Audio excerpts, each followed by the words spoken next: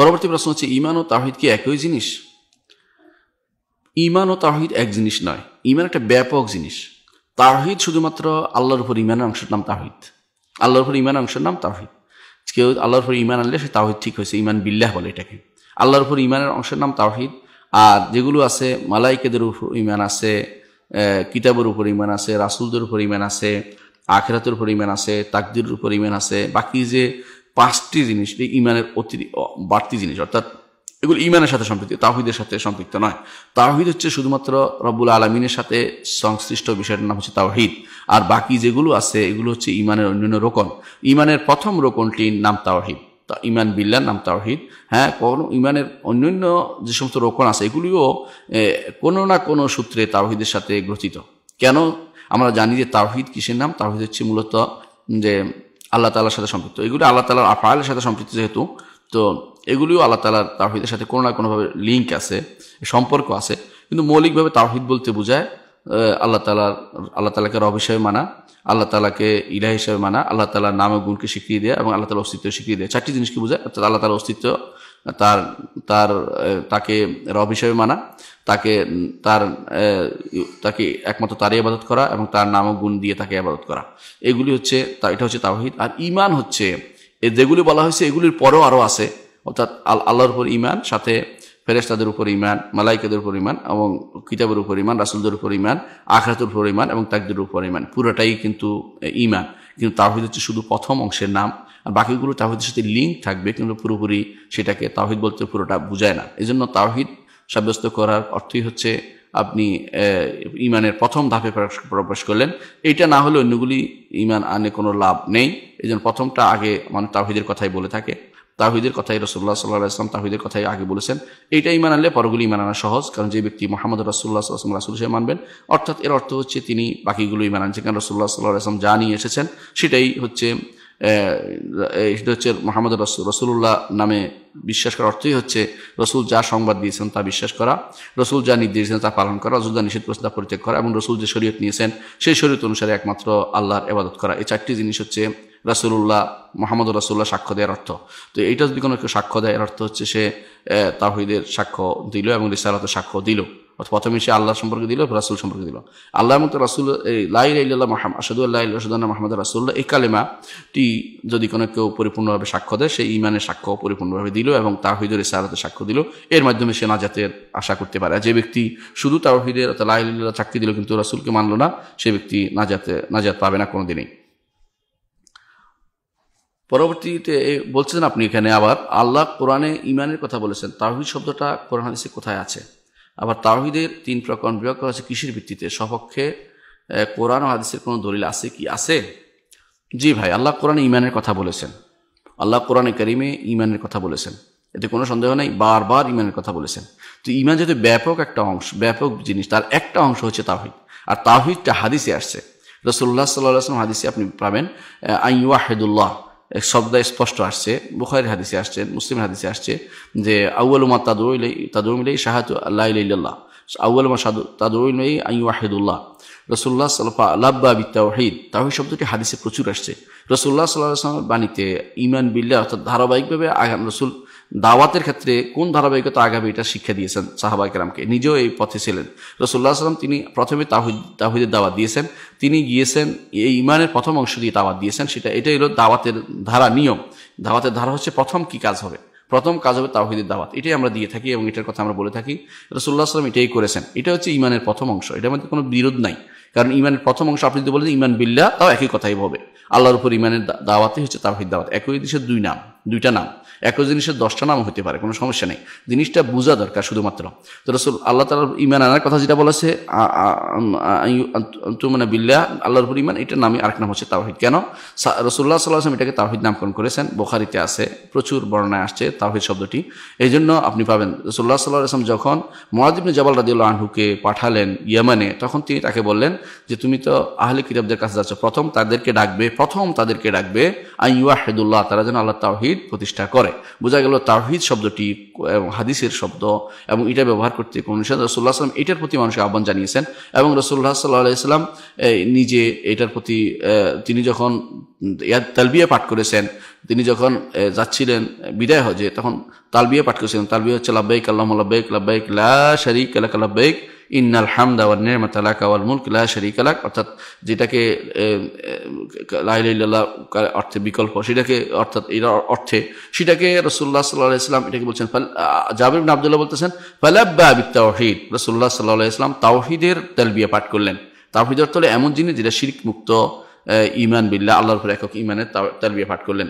তো এটা হচ্ছে মূলত রাসূলুল্লাহ সাল্লাল্লাহু আলাইহি ওয়াসাল্লামের ঈমান বিল্লাহর জন্য রাসূল ব্যবহৃত শব্দ, এটা ব্যবহার করবেন, কোনো সমস্যা নেই। এটা হচ্ছে মূল কথা। এখন আপনি বলতে পারেন যে তাওহীদের প্রকরণ 3 ভাগ করা হয়েছে, তাওহীদের প্রকরণ না, আসলে এটা আমাদের দুর্ভাগ্য যে আমরা অনেক কিছুই বুঝি না। তাওহীদের 3টি অংশ, 3টা মিলেই তাওহীদ। এটা 3টা না 4টা, আরো 10টা আপনি বলতে পারেন, কোনো সমস্যা নেই। কিন্তু ইমামরা মৌলিকভাবে দেখেছে যে 3টি যদি কোনো বলা হয় তাওহীদের সকল অংশকে এটা সকল অংশ চলে আসে, এটার ভিতরে পরিপূর্ণ অংশ চলে আসে, এই জন্য তারা 3টি অংশকে উল্লেখ করেছেন। তবে এটা শুধু ইমামদের কথাও নয়, এটা আপনি যদি কোরআনে কারীম পড়েন, এটার নাম ইস্তিকরা বলা হয়, অর্থাৎ সব কিছুকে যথাযথভাবে চিন্তা করে গবেষণা করে বের করা যে আসলে এখানে কি জিনিস চাওয়া হয়েছে। আপনি দেখেন একটি আয়াতের একটা অংশ বলবো আমি, আপনি বুঝবেন।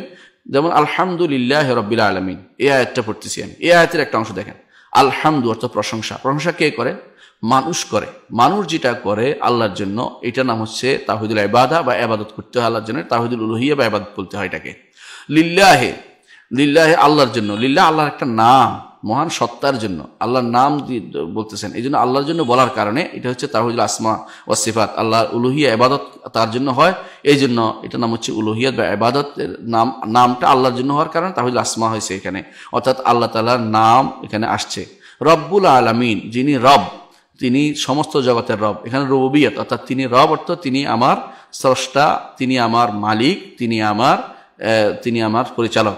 এটা আপনি স্বীকার করতেছেন যে পৃথিবীর যত সৃষ্টি আছে, আল্লাহ ব্যতীত যত সৃষ্টি আছে, সমস্ত সৃষ্টির রব হচ্ছেন তিনি কে?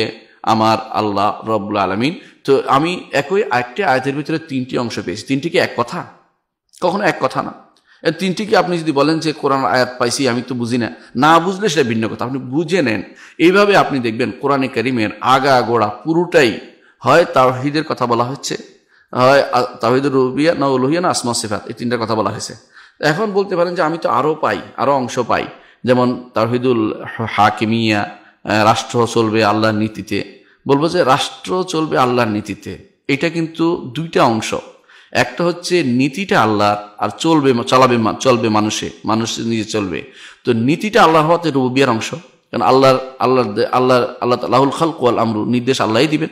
আর চালাবে কে? মানুষে চালাবে, আল্লাহ চাললে ইবাদত হবে তার, এটা না যদি আল্লাহর মতে না চালে গুনাহগার হবে, শিরক হয়ে যাবে, সেটা হচ্ছে উলুহিয়ার অংশ। তাহলে আপনি দেখতে পাচ্ছেন যে আর কোনো বাড়তি কিছু নাই। মানুষের জীবনে 2টা জিনিসই আছে, একটা হচ্ছে আল্লাহর পক্ষ থেকে আমার সৃষ্টি, একটা হচ্ছে আমার পক্ষ থেকে আল্লাহর দিকে যাবে। একটা আল্লাহর পক্ষ থেকে সৃষ্টি করেছেন আমাকে, একটা আমার পক্ষ থেকে ইবাদত আল্লাহর দিকে যাচ্ছে। এবার যাওয়ার সময় কিভাবে ইবাদত করবে শিক্ষা দিচ্ছে, আল্লাহর নাম এবং গুণ দিয়ে আল্লাহর ইবাদত করতে হবে। এটাই আল্লাহ তাআলা বলেছেন ওয়ালিল্লাহিল আসমাউল হুসনা ফাদউহু বিহা, আল্লাহর সুন্দর সুন্দর নাম আছে, এগুলো দিয়ে তাকে ডাকো। তাহলে আমরা দেখতে পাচ্ছি যে এই প্রকরণটা আসলে কোরআন এবং হাদিস মিশ্রিত কথা। আপনি এই জন্য দেখবেন আল্লাহ তাআলা বলছে কোরআনে কারীমে ওমা ইউমিনু আকসারুহুম বিল্লাহি ইল্লা হুম মুশরিকুন, আরবের মুশরিকরা আল্লাহর উপর তাওহীদুর রুবুবিয়্যাহর ঈমান আনতো। তারা বলতো ওয়ালা ইন সাআলতাহুম মান খালাকাস সামাওয়াতি ওয়াল আরদ লা ইয়াকুলুনাল্লাহ, যদি তাদেরকে জিজ্ঞাসা করেন আসমান জমিন কে সৃষ্টি করেছে, তারা বলল আল্লাহ।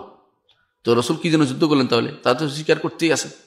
ওমা ইয়ামলিকুস সামা ওয়াল আবসার, কে তোমাদের শ্রবণেন্দ্রিয় এবং তোমাদের কর্ণকুহরের মালিক, দেখার মালিক কে?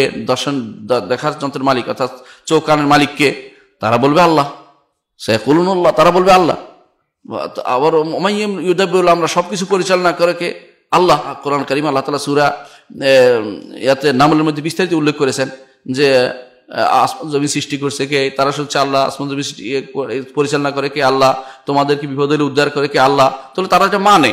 তাহলে আল্লাহ রাসূলুল্লাহ সাল্লাল্লাহু আলাইহি ওয়াসাল্লাম কেন তাদের বিরুদ্ধে যুদ্ধ করেছেন? এক জায়গায় যুদ্ধ করেছেন 2টা দিন, একটা কি আল্লাহকে তারা মানলো, আল্লাহর গুণাগুলি মানতো না।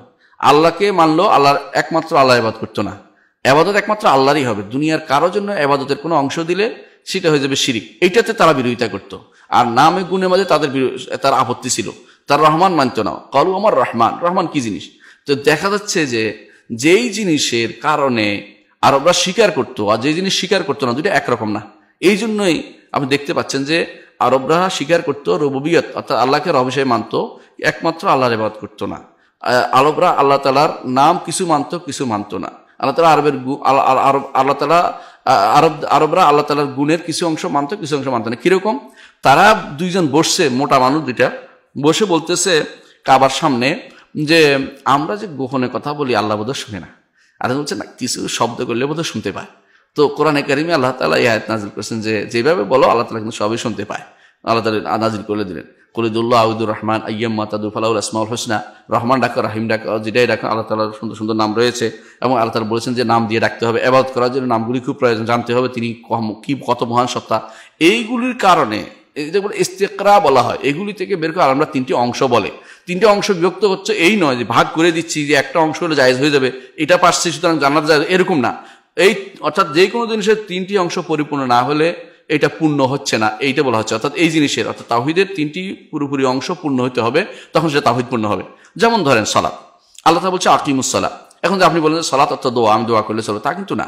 সালাতের মধ্যে কি আছে? রুকু আছে, সেজদা আছে। আপনি বলেন যে রুকু সেজদা এগুলি ভিন্ন ভিন্ন অংশ, কোথায় পাইছেন? কোরআনে আছে, হাদিসে আছে, মিলেই আপনি একটা কমপ্লিট একটা বলেছেন যে না হলে হয় না। এবং রোকন বলেছেন এটা রোকন, এটা রোকন না, এটা সুন্নত বলেছেন। ঠিক তাওহীদের ক্ষেত্রেও আয়াত থেকে আপনি একটা একটা আয়াত করে আপনি দেখেন, প্রত্যেকটি আয়াতের মধ্যে আপনি পাবেন যে হয় আল্লাহ তাআলার রুবুবিয়তের কথা বলা হচ্ছে, না উলুহিয়ত, না আসমা সিফাত। কখনো কখনো দেখবেন যে শুধু কোথাও একই আয়াতে তিনটা বলা হয়, যেমন আলহামদুলিল্লাহ রাব্বিল আলামিনের মধ্যে। অথবা দেখবেন যে বিসমিল্লাহির রহমানির রহিমের মধ্যে তিনটে আছে, যেমন কি বিসমিল্লাহির রহমানির রহিম, আল্লাহর নামে শুরু করছে, শুরু করে মানুষ, যেহেতু ইবাদত এটা উলুহিয়া। আল্লাহ হচ্ছে আল্লাহ তাআলার নাম, এবং যেটা আপনি পাচ্ছেন যে হচ্ছে আল্লাহ তাআলার উলুহিয়ত, এটাও দাবি করছে, নাম সাব্যস্ত করতেছে। আর রহমানির রহিম রব্বুল আলামিনের গুণ তিনটি আপনি পেয়ে যাচ্ছেন সাথে সাথে।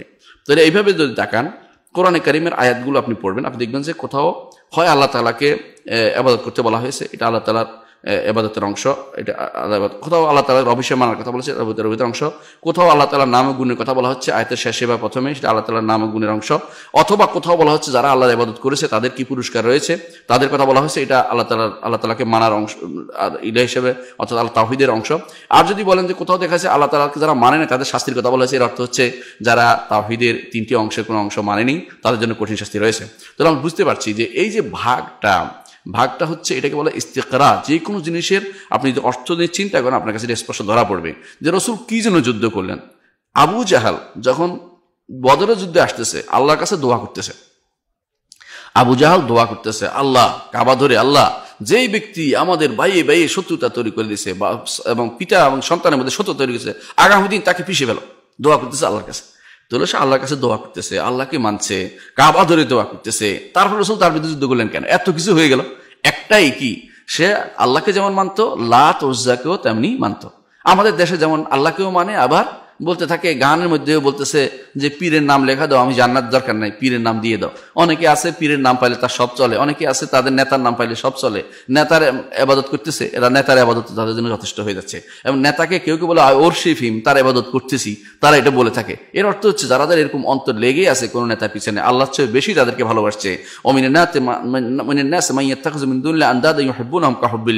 আল্লাহর ভালোবাসার মতো অন্য কাউকে ভালোবাসছে, আল্লাহর বিধানের চেয়ে নেতার বিধান তার কাছে বেশি প্রিয়। আল্লাহ তাআলার যে সমস্ত বিধান তিনি দিয়েছেন সেগুলোর চেয়ে দুনিয়ার বিধান তার কাছে বেশি প্রিয় মনে হয়। তাহলে সে কার মতো? আবু জাহালের মতো। আবু জাহাল হজও করতো, আবু জাহাল আলহাজ ছিল, আলহাজ মানে হজ করতো।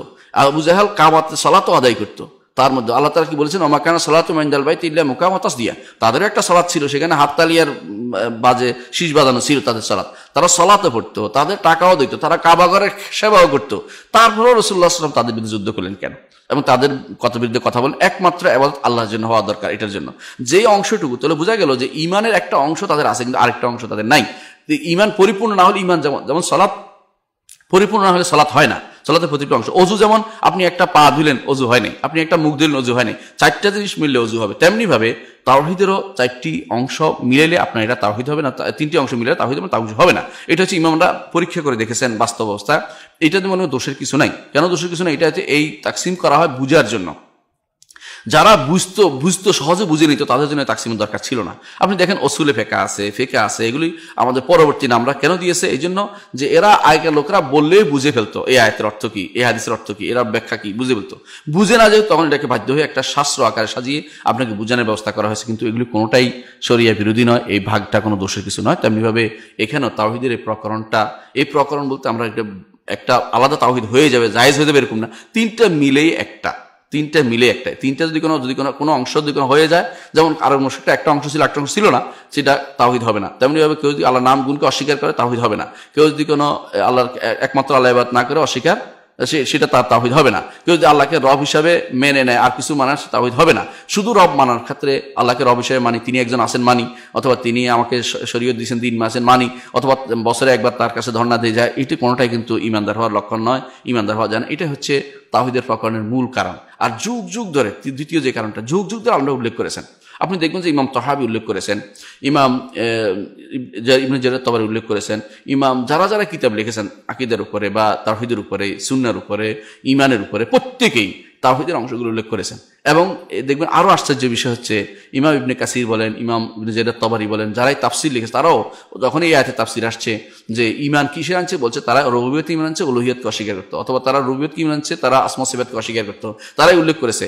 এবং ইবনে মান্দা, ইবনে খুজাইমা, যে বড় বড় আলেমরা যারা লিখেছে প্রত্যেকেই তারা এই জিনিসটা মেনে নিয়েছেন যে এই 3টি অংশ রয়েছে তাওহীদের, 3টি অংশ কোনো একটা অংশ যদি বাদ পড়ে যায় তাহলে চিরস্থায়ী সে কাফের হয়ে যাবে এবং সে জাহান্নামে যাবে এবং কোনোদিন সে জাহান্নাম থেকে বের হতে পারবে না। এই জন্য এই তাওহীদের অংশটুকু শিখা দরকার। তাওহীদ 3টা মিলে তাওহীদ, একটা অংশ পাওয়া গেলে তাওহীদ নয়। যেমন ওযুর একটা অংশ পেলে তাওহীদ হয়ে যায় না, সালাতের একটা অংশ পেলে সালাত হয়ে যায় না, এবং দুনিয়ার জীবনে আপনিও জানেন বিল্ডিং এর একটা অংশ পেলে বিল্ডিং হয়ে যায় না।